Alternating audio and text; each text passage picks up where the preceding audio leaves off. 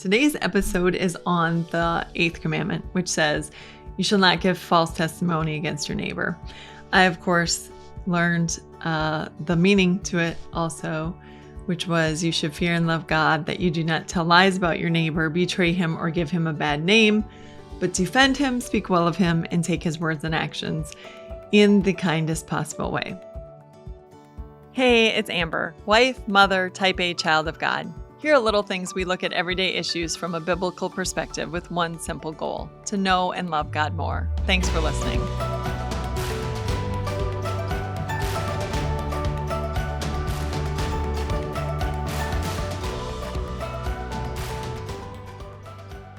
Before we get to the 10 Commandments, I want to remind you that Pastor Jeremy Maddock is also covering the 10 Commandments in his podcast, Bible Breath. If you haven't heard Pastor Jeremy teach, you should know that he is incredibly gifted at taking really hard concepts and breaking them down into easy to understand bite-sized pieces. So it'll really add a lot to your study of the 10 Commandments if you listen to him. So just check out the episode notes and we'll put a link there to send you right on over. You should fear and love God, that you do not tell lies about your neighbor, betray him, or give him a bad name, but defend him, speak well of him, and take his words and actions in the kindest possible way.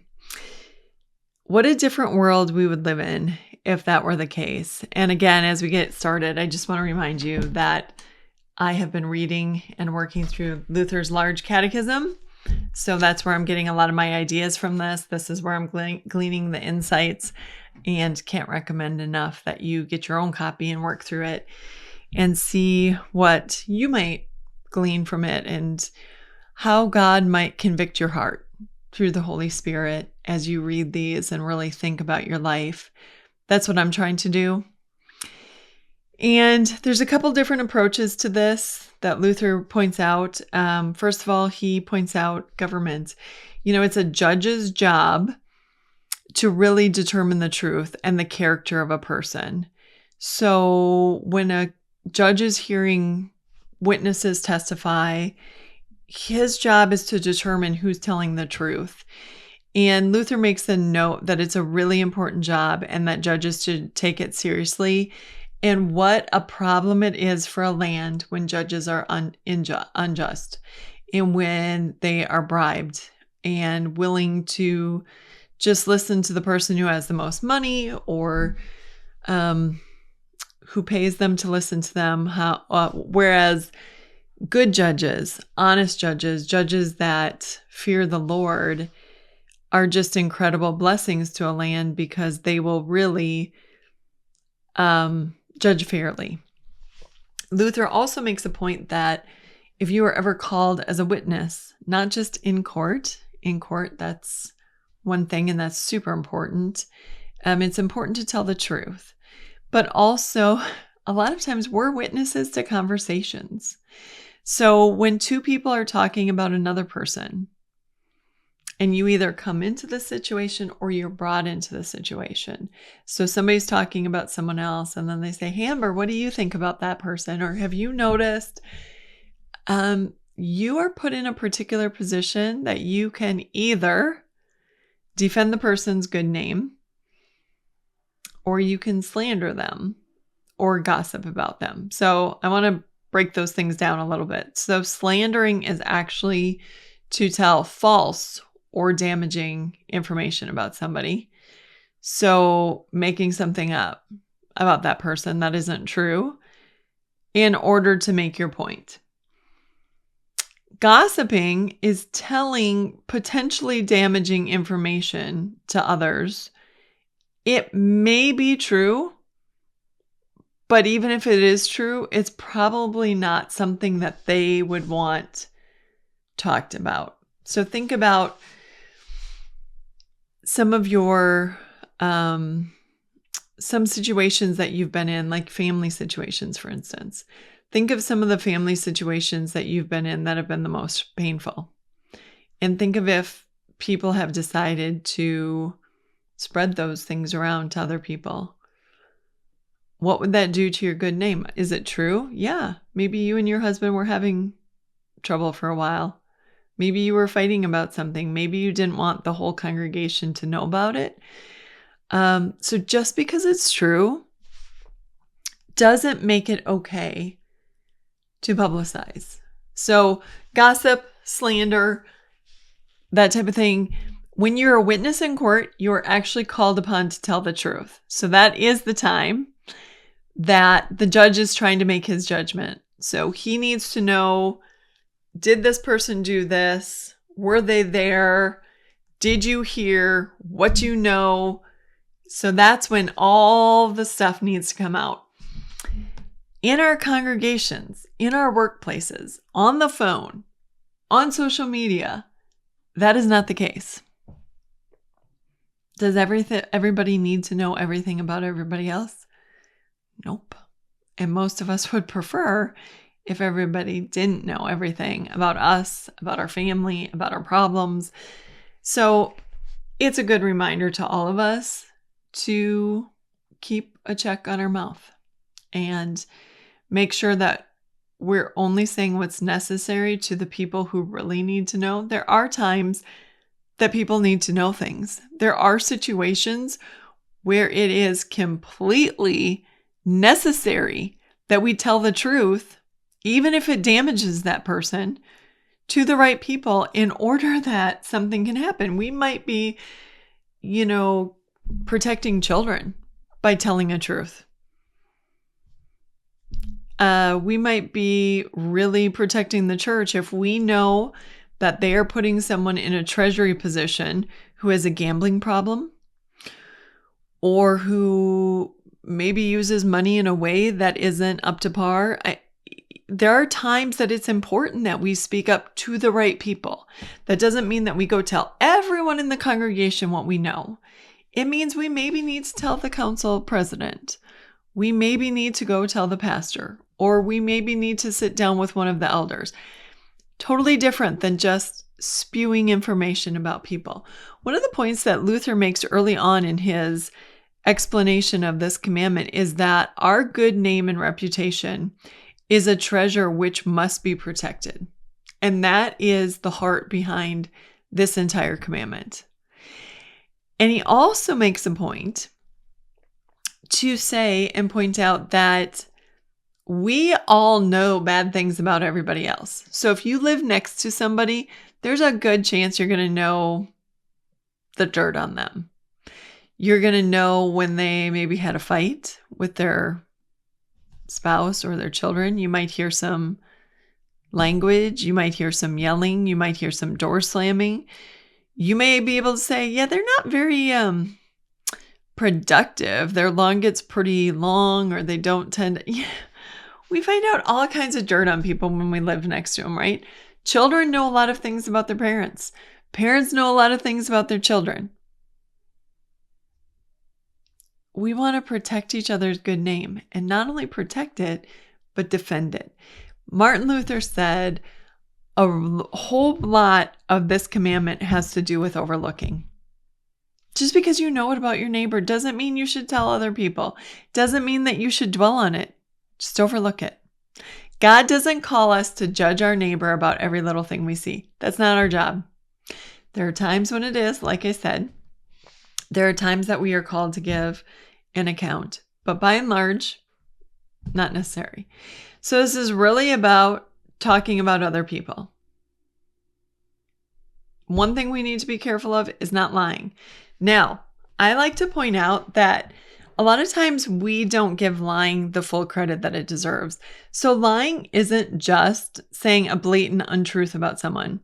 It's also exaggerating. So when kids say, my mom never lets me, there's a good chance that's an exaggeration. Or if a wife says, my husband always flies off the handle,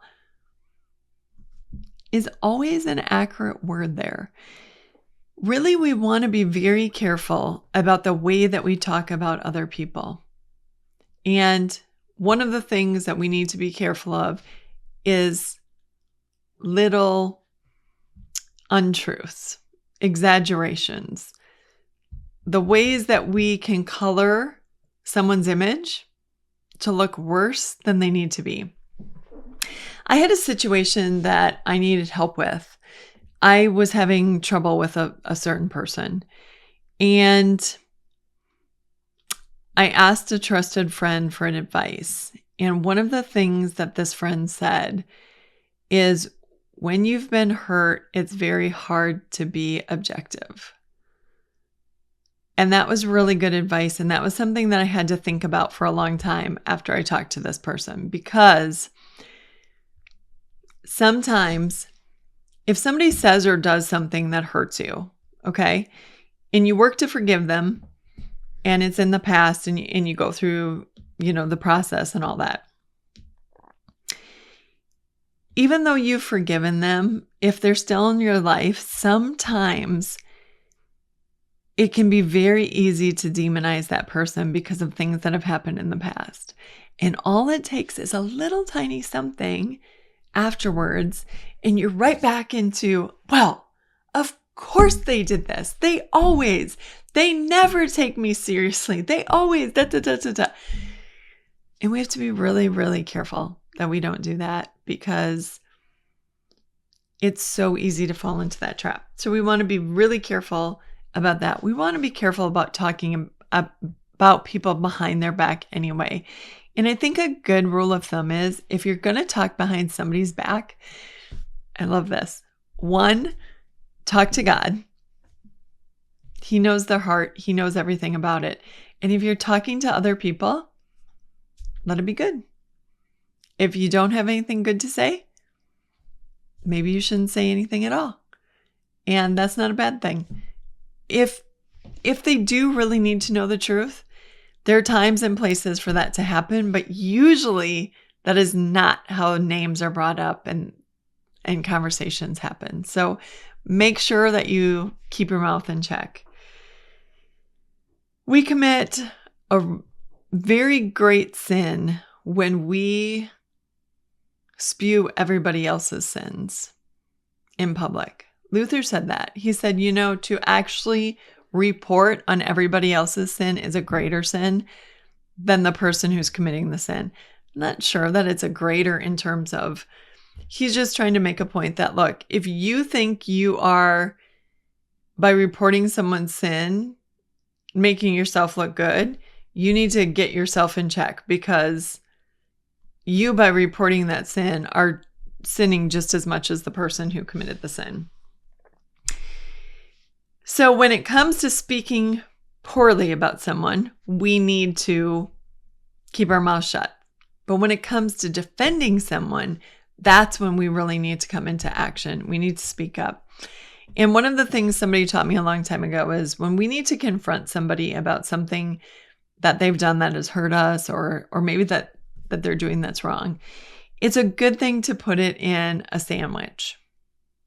And by that, I mean, maybe you start out by saying, I really appreciate all that you've been doing, or I really appreciate how you've done this, or whatever. I did notice this though. And then, thank you for being so willing to talk to me. Thank you for being open to this discussion, or what have you. So by that, you're not just condemning them and demonizing them, but you're really saying, I appreciate some of the things that you do. And I just have this little issue, and I was wondering if we could talk about it, instead of just coming out in attack mode and just right off the bat condemning them. And that typically leaves people super defensive, and it's not the best way to start a conversation. Luther also pointed out that gossip typically changes nothing. So if you think you're doing any good by gossiping, you absolutely are not. In fact, more often than not, all you're doing is adding fuel to a fire, which causes more problem than if you were just to do the right thing. If you know something about someone, A, pray for them. Always a best first resort. And B, if it's really bothering you, go talk to them. That's always the best thing to do. Whether it's an employee, a fellow employee at work, your boss, whatever, whoever, someone at church, someone in your family, instead of calling someone up and talking about it, just go talk to them. That's how hearts change. That's how we get to the bottom of it. So many times these things are misunderstandings. We think that somebody is doing this because they're lazy, or they don't care or what have you. Whereas when you really find out what's going on, you go, oh, well, that's why they weren't helping me at work, because they're struggling with their husband and they are just wore out and or whatever. Just having a conversation could clear up so many misconceptions. Somebody taught me in a Bible study. I was teaching the book of Matthew, I think in 2019. And something was said that has stuck with me. And that is, if it's not your news, don't share it. Even if it's good news, and even if it's something that is being shared, it doesn't mean that it's your place to tell it.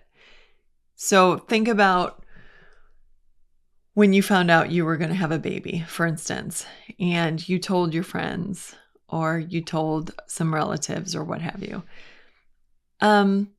That's exciting to do. So just because you know something about somebody, whether it's that they're getting married or that they're having a baby or got a new job or what have you, I think that was really good advice that I needed to hear. Just because you know something about somebody else doesn't mean that it's your news to share. It's really fun to be the person who gets to share some really good news with some friends. And also, it's good to tell certain people. Sometimes you want to make sure, your family hears first, or certain friends hear because they've been supporting you or what have you. And so I thought that was really helpful to keep in mind that just because you know something, and just because they didn't specifically say to you, hey, could you maybe not say anything to anyone, doesn't mean that it's your news to share. And if it's not your news to share, let the person whose news it is be the one to share the news and tell others about whatever's going on in their life, and share the excitement with others. All of this is to say that James in his book, James in the Bible, says, a tongue is a really hard thing to keep in check. It is super, super powerful. And yet no one can seem to control it. And I've struggled with this my whole adult life. I certainly have been very honest and open about how I am definitely an Apostle Peter. I think things and the next thing I'm saying them and trying to get them back. And that's just to say it's a good thing for all of us to work on and to make sure that we're building people up. And that's been a really important part of the last couple of years of my life, in terms of, if you really want to help your marriage and you really want to help your kids, catch them doing good and dwell on the positive reinforcement. If you really want to tear down the people around you, dwell on the bad and tell them all the time, constantly, what they're doing wrong. You will absolutely tear them down, and you will absolutely ruin the relationship. I've told many, many people. It wasn't my idea. I got it from Nancy Lee DeMoss at the time. Now she's Nancy DeMoss Walgamuth. She has a radio program, podcast called Revive Our Hearts. And for years and years and years, she did the 30-day challenge, which was asking spouses to only say positive things to their spouse for 30 days. And every day for that 30 days to come up with something else to compliment your spouse. So thank you for providing for our family. Thank you that you take the garbage out. Thank you for taking the kids to school, whatever it is. But for 30 days, you find a different thing to compliment your spouse. For 30 days, nothing negative. You don't complain about anything. You don't gripe about anything. You don't tear them down in any way. And the result has been many people have come back and said, it totally changed my marriage. It saved my marriage. I had gotten in this cycle of complaining, griping, nagging, only pointing out the wrong. And to be reminded that when you compliment somebody and build them up, more often than not, it causes them to want to do better. and it causes them to want to be better. And it is the wind beneath their wings that sort of just spurs them to just do more and more and more, instead of that griping and nagging just causes people to want to roll up in a ball and do nothing.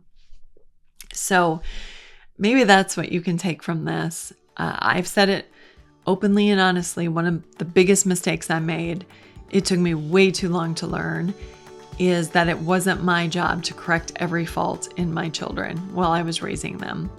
And that had I to do it over, I would learn much sooner to use positive reinforcement much, much, much more often than negative discipline in raising my children. So I hope that helps you. In the meantime, let's really work on this to be a people who reminds people how much they bless our lives. Send someone a note or a text. Send the older people who have been mentors in your life an email or a handwritten letter that tells them how much they've meant to you. Let's work on building each other up and encouraging each other, because let me tell you, the world is really good at tearing us down.